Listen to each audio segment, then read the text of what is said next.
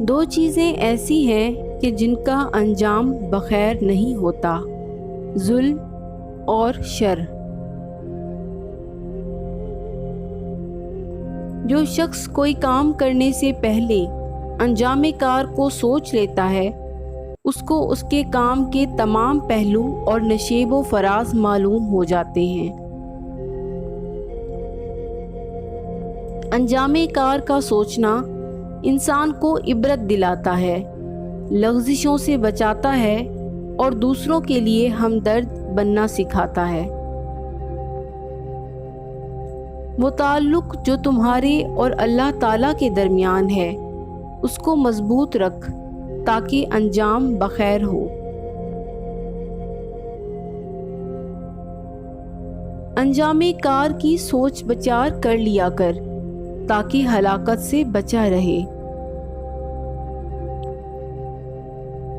وہ تھوڑی سی چیز جس کا انجام قابل تعریف ہو، اس بہت سی چیز سے بہتر ہے جو آخر کار ضرر پہنچائے۔ وہ مکروہ و ناپسندیدہ چیز جس کا انجام اچھا ہو، اس محبوب اور پسندیدہ چیز سے کہیں بہتر ہے جس کا انجام مذموم اور برا ہو۔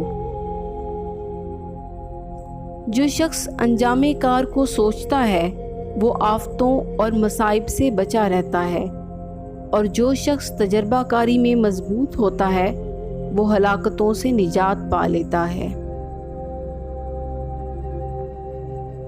ہر ایک آدمی کے لیے ایک انجام ہے، خواہ اچھا ہو یا برا، میٹھا ہو یا کڑوا۔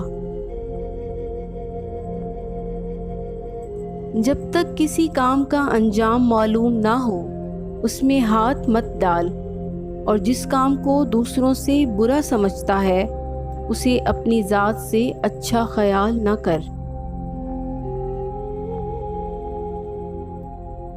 جو شخص زیادہ فکر کرتا ہے اس کا خاتمہ اور انجام اچھا ہوتا ہے۔